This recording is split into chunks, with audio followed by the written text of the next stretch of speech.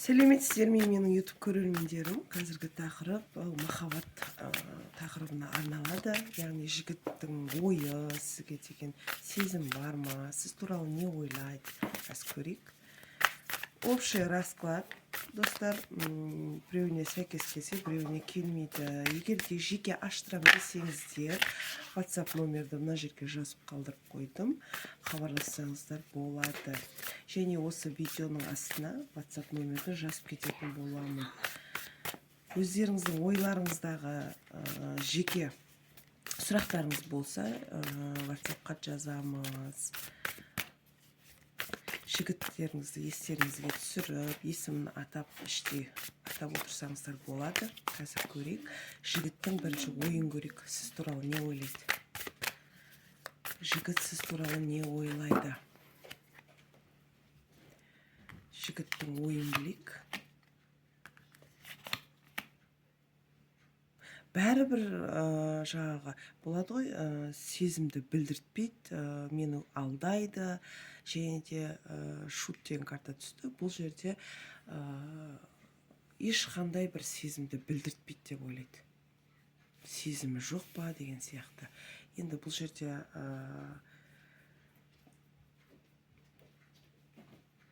семерка мечей картасы түсті, яғни бәрібір маған деген сияқты да, бір жағынан қулығы да бар, мені алдап жүр деген сияқты, солай ойлайды жігіт. Және де шут деген картамыз жаңағы айтып кеткендей, бәрібір ара қатынаста маған бәрібір махаббатым жоқ саған деген сияқты солай жүрген картаны көріп тұрсыздар. Енді кедергі бар дейді. Не үшін кедергі бар деп ойлайды? Екі жаққа кету туралы ойлайды жігіт сіз туралы. Кедергі бар, яғни уайым бар ол жігітте. Екі жаққа отношение, екі жаққа кету туралы ойлайды жігіт. Сіздің ойыңызды солай ойлайды. Бұл жерде связь ұстайды, яғни жігіттен де үлкен, өзіңізден де үлкен ер азамат түсті. Император, ақыл тоқтатқан ер азаматтың картасы түсіп тұр.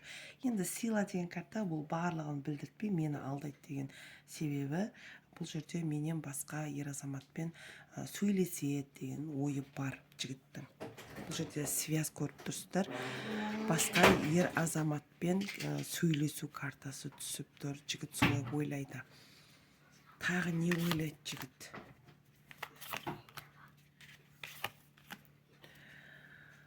Королева Пентакли картасы түсті. Бұл жерде жұмыс істейтін әйел адамның картасы түсіп тұр. Жұмыс жасайтыныңызды, жұмыста екен деген сияқты уақыттың барлығын біледі жігіт. Мир деген карта түсті.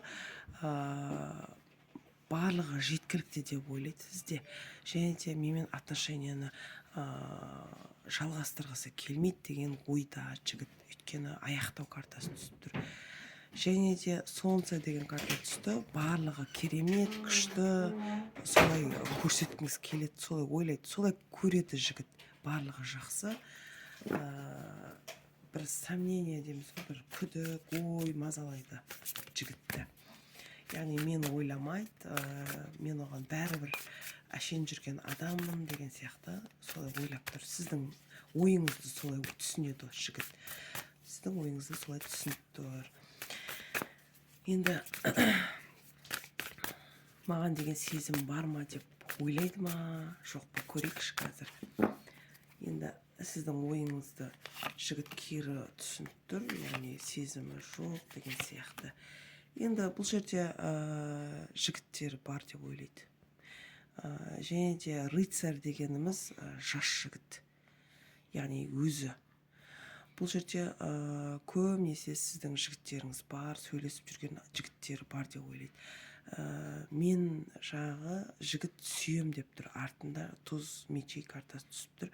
Бұл жерде жігіт сізді сезім бар, жақсы көреді, бірақ та сізге бір күдігі бар, яғни мен жақсы көрмейді деген.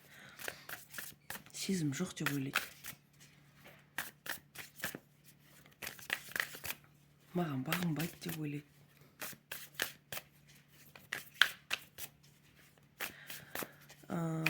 сіздің мінезіңіз туралы ойлайды, мінезіңізге түсінбейді.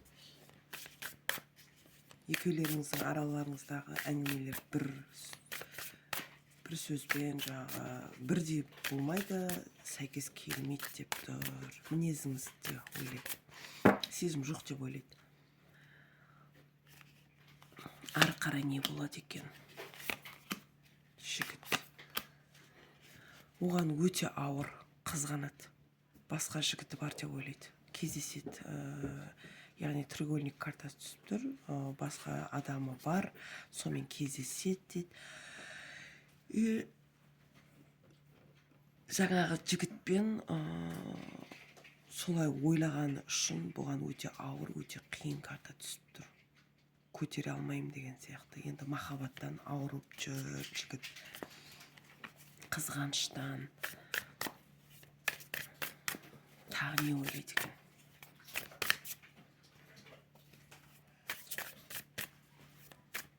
Ойында басқа біреу бар, сонымен кездеседі деп ойлайды.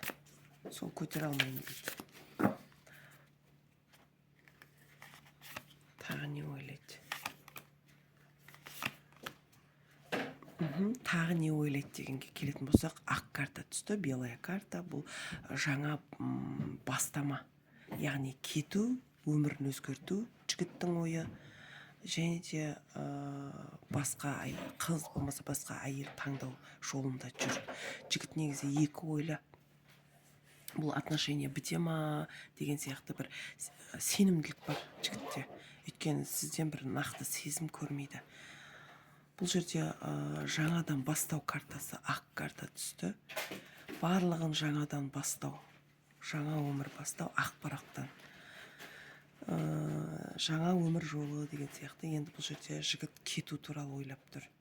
Басқа адамға, яғни басқа әйел адамға. Тағы не ойлайды? Семья құруды ойлайды. Законный, яғни әділ семья құру басқа адаммен деп тұр.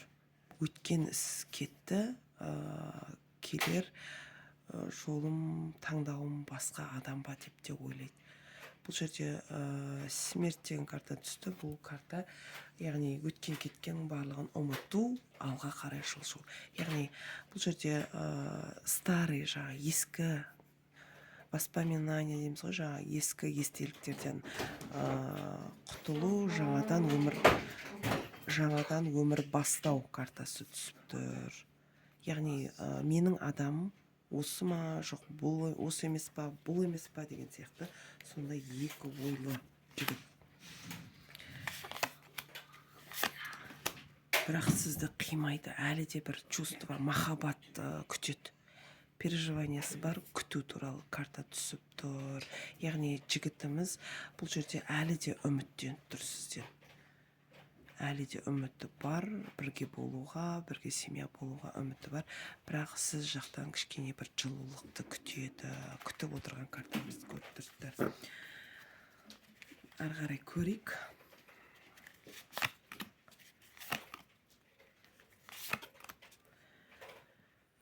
Жігіттің ойында семья құру картасы түсіп тұр. Яғни бұл жаңағы басы бос ер азаматтың расклады десем болады.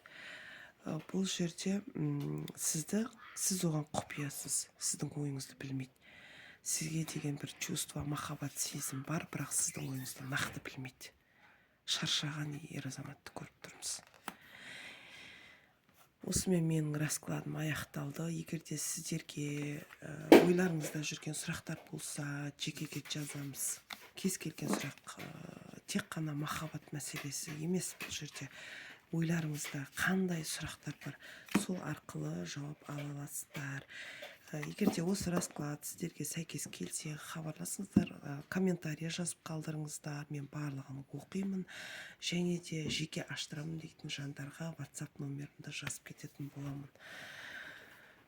Және де таро жорамал картасын үйренем дейтін жандар болса, хабарласыңыздар, телеграмға жазамыз. WhatsAppқа да жазуға болады.